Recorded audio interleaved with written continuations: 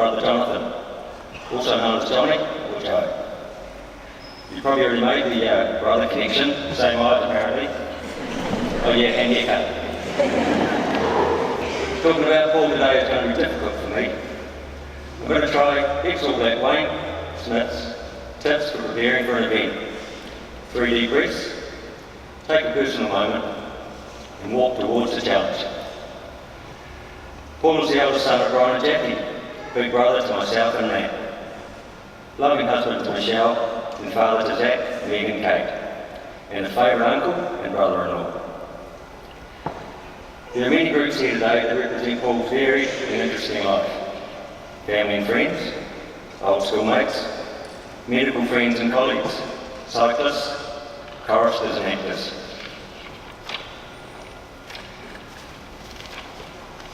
I'd like to talk to you about Paul's younger years, the bits you wouldn't know about, the good bits. Being the first Robinson grandchild and living on the family farm on Robinson Road near Cambridge, with a nana and a great aunt living up the road, Paul was often doted on, and yes, a little spoiled. Hundreds and thousands of sandwiches and lollies from great Aunt Elsie helped develop his sweet tooth. Yes, he was a chubby little fella. Mum put Paul, or Boo as she called him, on a diet. He had to eat yogurt and fruit while his runty little brothers ate ice creams and chips. This did lead to Paul learning to be disciplined and dedicated from an early age. In later life, even as an elite athlete, Paul kind of still saw himself as a fat kid in a skinny body.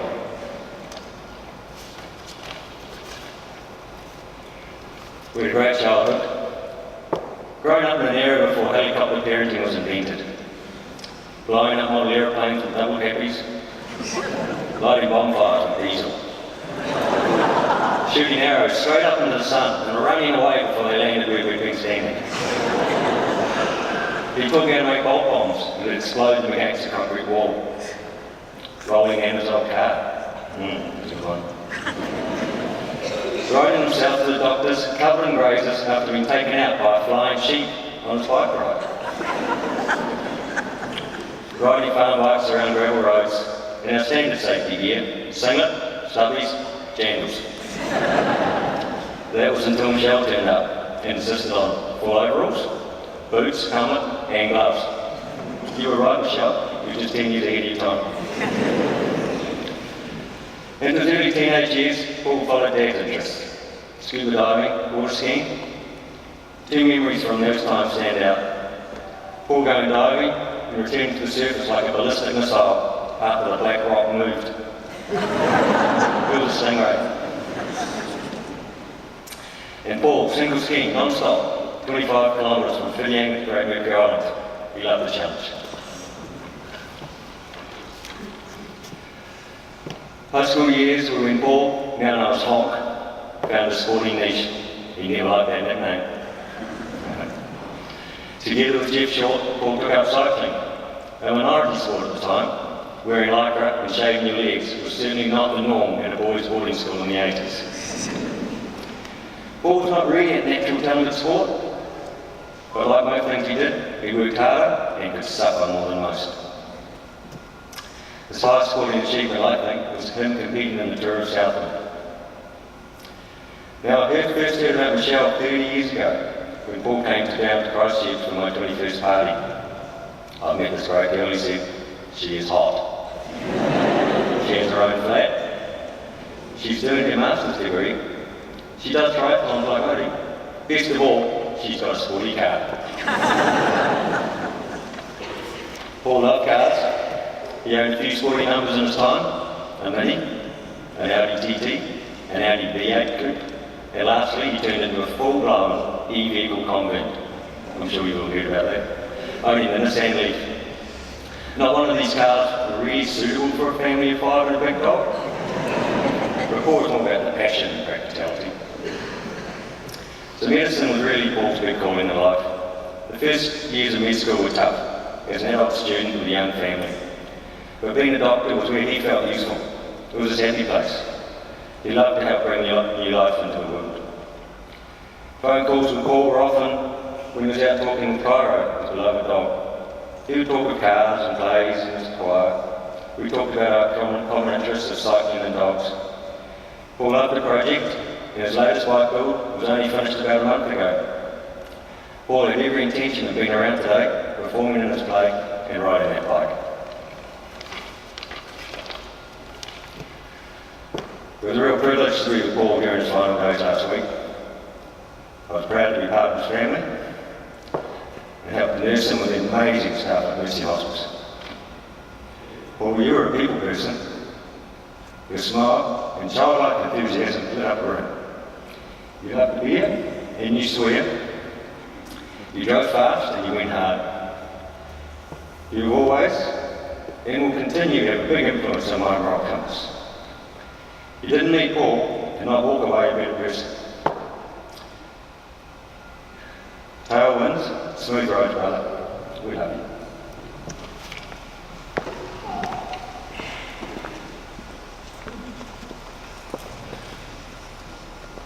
Paul's mother Jackie is with us here today, but she has recorded her video message for all of us, which we are going to hear now. Hello everyone, I'm Jackie, Paul's Jackie, Mum, Ma, or the old girl. Paul William. As his mother, where do I start and when do I finish? Paul was born on the 21st of April 1966, and he was a boy. His great-grandmother rejoiced that he was a boy to carry on the family name. The only son of an only son of an only son had had a son. We had two more boys just to make sure. Growing up on the farm gave Paul the best of both worlds. He had holidays with city cousins and holidays with country cousins, and there were always people available to babysit or to play with. Pulling on his little gumboots meant sitting on the tractor with Dad and going off to complete a job. No wash in those days. One day when Paul was 3, he disappeared, and it was a nightmare as we searched troughs and ran calling his name, with no success. Then our neighbour arrived on his tractor, with a little boy sharing his seat. Paul had gone exploring and somehow managed to navigate the cattle stop. It didn't take long to realise that farming would probably not be Paul's vocation. Gate posts had a habit of jumping out and denting his tractor, or a driveway lesson fraught with danger. The dining room looked more attractive than slowly turning left and stopping at the back door. My lessons ceased. Creating things were one of Paul's loves. He enjoyed designing and making model planes and boats, or bows and arrows, complete with a big crayoned bullseye. You would see him out in a paddock, practicing for ages. Scientific experiments were an excitement, but did not always go according to plan. Like Reberia's little boy, Paul really enjoyed the company of friends, especially when they were old enough to ride farm bikes, overnight camp, and learn the responsibility of owning a gun. He was a gentle big brother, and the trio benefited from a father who took them boating, fishing, diving and water skiing. What family fun it was. Always interested in sport, soccer, swimming, tennis, cycling and everything in between, Paul later excelled at cycling and triathlons as his major sports. I loved watching these activities, and I marvelled at his discipline. Totally focused attitude and hard work he put into most things he attempted. Schoolwork was often not Paul's favourite activity. Reading was an issue, to start with, even though I overendowed the boys with books. As an adult, he excitedly rang me one day to tell me he had finished a book.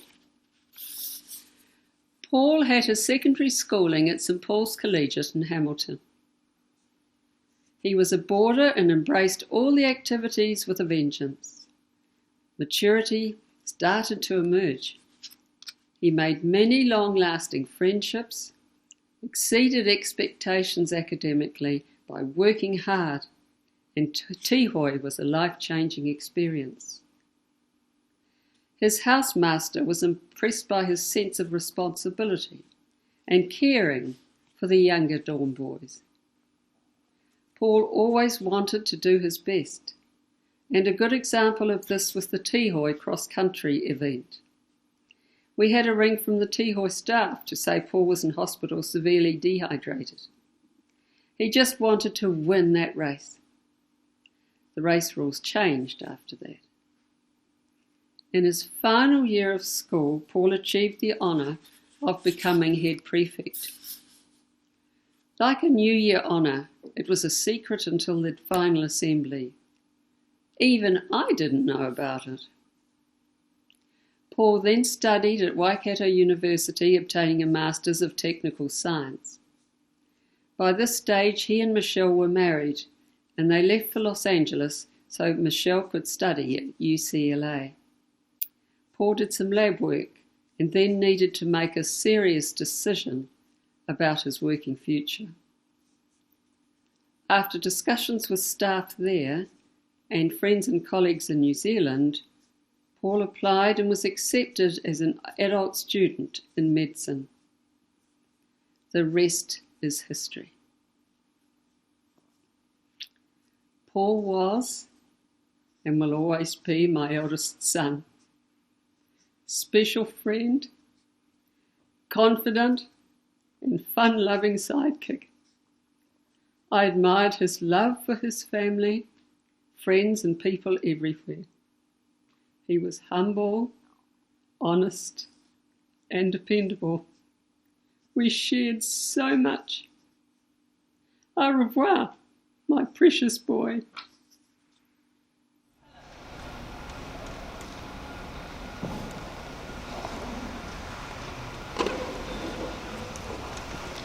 Thank you, Jackie.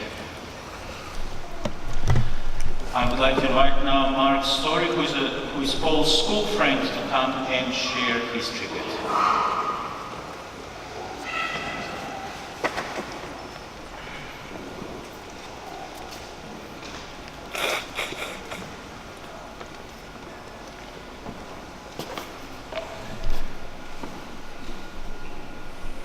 Hi, I'm Mark, and these are my words for Paul, family and friends.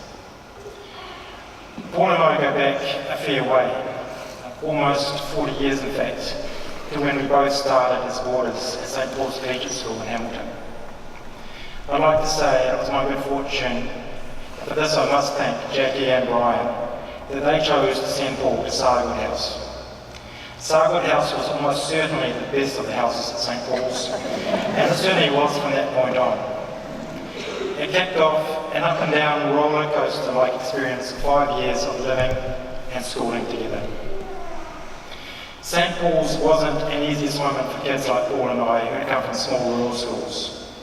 It was a sudden full-on blast of school uniforms, morning runs around Chartwell, morning inspections, morning chapel, tuck boxes with cake from home, fags, prefects, housemasters, eccentric teachers, compulsory just about everything, and classes of course.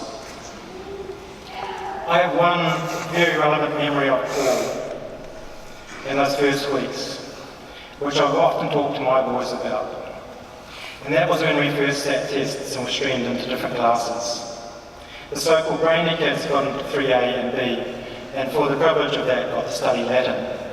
The other kids got into 3C, D and E, and Paul ended up in 3D. I don't know if it mattered a big deal to Paul at the time, but he certainly was not going to let that define him or what he could achieve academically in any way. From the beginning, he worked harder than any of us, and I looked at his accomplishments later in life, and his studying and training to be a doctor, as a great example of what focus, drive, together with ability, can achieve. Michelle and Jackie have both mentioned Tihoe. That school in the middle of nowhere where we as fourth formers got sent to live in new houses where we depended on mates who knew next to nothing about how to cook our breakfast and dinner on a wood stove every day. Tihoe was challenging in entirely different ways from boarding at St. Paul's, and we all grew up a lot there, built new friendships, and it was at Tihoe where Paul and I really started to build ours. I can recall, and some of you may be able to relate to this, that Paul could get grumpy at times. It was also pretty easy to wind Paul up. He liked to look good.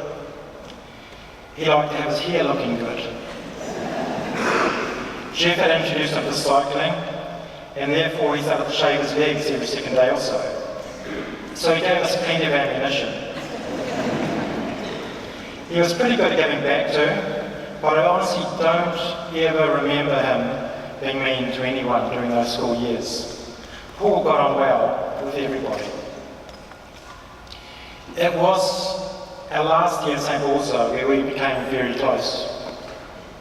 Paul was head prefect, and while we would never admit it to him, we were pretty proud of him for that. And we did a lot in that final year of school. Paul rode, we sang in school production, we were in the school choir, we studied a bit, and towards the end we went to a lot of end of school parties, all around the Waikato it seemed. As Paul was head prefect, it was quite difficult to get him to do anything risky. On our last night though at St. Paul's, we finally did. We got dressed up as black ninjas and snuck down to Dio, the girls' school down the road, at about 2 a.m.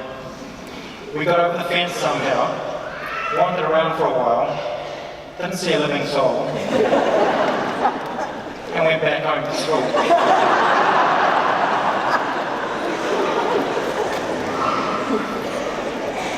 Paul, we were heroes, just for one day. After leaving school, I was a bit worried about if we could keep our friendship. It turned out I didn't need to be.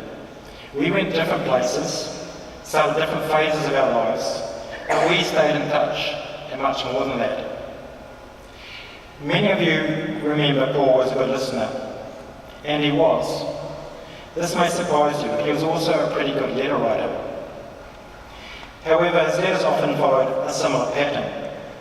There would be a bit at the beginning about what was going on with our group of friends, who was seeing who. There would often be a reference to a new TV show. And I remember when Michelle and Paul were living in LA, Paul sent me this card telling me all about the wonderful new show called The Simpsons, and how I absolutely had to watch out for it when it came to New Zealand. Also, in nearly all of Paul's letters, would often finish with a long section about a bike he had bought or where he had been cycling. Back to that, Jeff. I was thrilled and privileged to be Paul's best man for his wedding with Michelle in Hamilton. And I really enjoyed every time we caught up and I could get to see Paul and Michelle and their wonderful family, Zach, Meg and Kate. And more recently, of course, Cairo. Through all those years, there were some big life choices going on. And for my choices, Paul really was so often my rock. He was the person I would always want to talk things over with. He didn't always have the answers, but he really was the best listener you could hope for. And I always felt more anchored after talking to Paul. In the last few years, since Paul got diagnosed with his illness, we spent a lot of good quality time together. If there was a good thing for me that came from his illness, it was that it brought us together stronger. It also brought our group of friends together. And we had some great times. During all that time, he was strong, positive and focused, and always looking forward to the next goal. I have total admiration for how Paul chose to live with his illness. I also have total admiration for you, Michelle, and your strength, calmness, and for all the support you gave Paul and your family.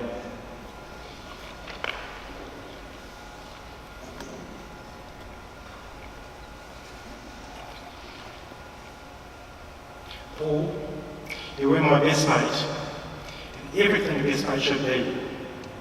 You've gone now, and I'm terribly sad about that. But I am so happy for all those times we had along the way. I'll take those memories with me, cherish them, nourish them, live with them. Thanks, mate.